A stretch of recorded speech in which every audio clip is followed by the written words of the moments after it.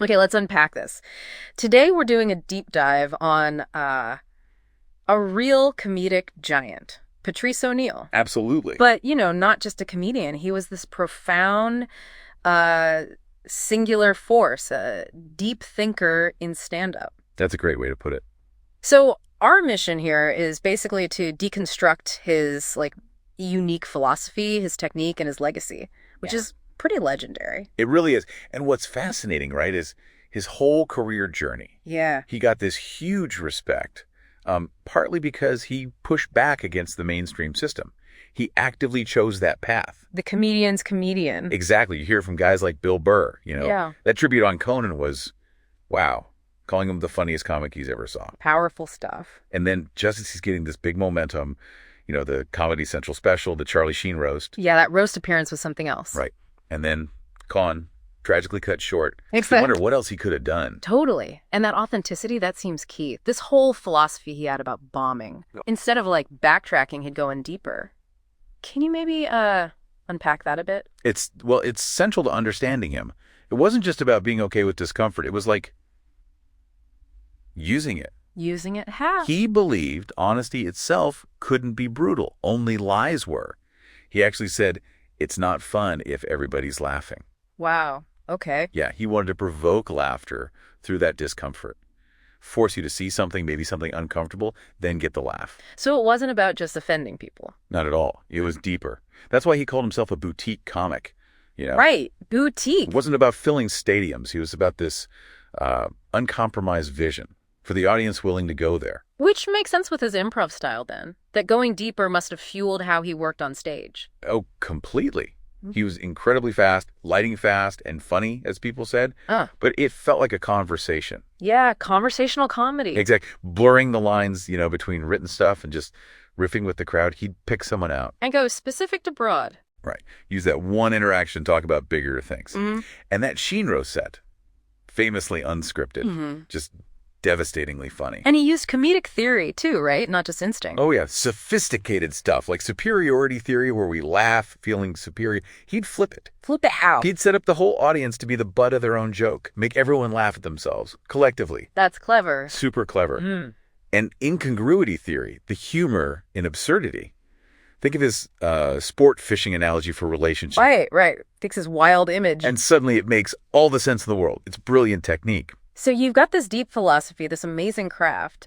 How did he apply that to the really tough stuff? Relationships, race, all the taboos. He just went there. Neat. Fearlessly.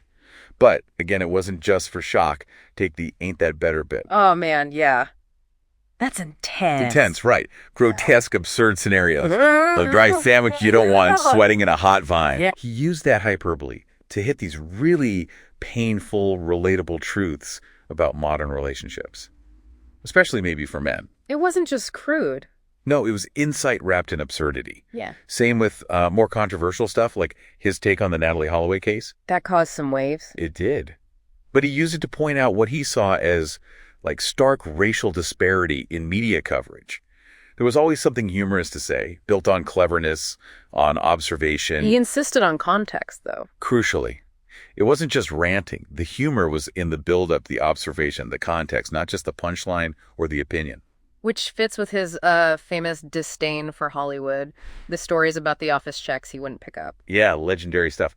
That attitude, combined with the immense respect he had within the industry. It cemented him as someone who just never sold out. Totally. Preserved this, untarnished integrity, and his influence now, posthumously, it's huge. Elephant in the room, Mr. P people still talk about this constantly.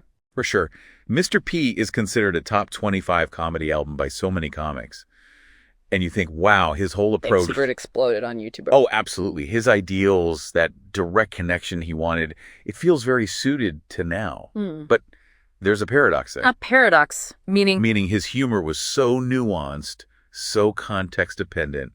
You take a clip out of context. And it loses everything. Or worse, gets twisted. Exactly. It gets flattened, stripped of the journey, the build up, the actual point. Yeah. It's a real challenge for his legacy in this fast-paced digital world. Yeah, that's a really important point. His brilliance was often in the whole setup, the uncomfortable journey to the truth. Precisely. So, wrapping this up, what does it all mean? Patrice O'Neal, Just a true genius, kind of ahead of his time, maybe. I think so. Yeah. His comedy wasn't really about a punchline in the end. It was about a truth. Making you think, making you reflect, even if it's uncomfortable. Yeah. That paradoxical legacy, right? Yeah. The revered outsider whose integrity feels almost preserved by his early death. Right. It leaves us thinking. And it leaves you, our listener, with a question, a provocative thought, maybe. Definitely. How do we, today, as an audience, make sure we engage respectfully with art that needs context? Especially when it's so easy to just grab a clip, share it, decontextualize it. Right. Think about how you engage with these complex ideas, these artists online. Are you getting the whole picture or just a fraction, something to chew on?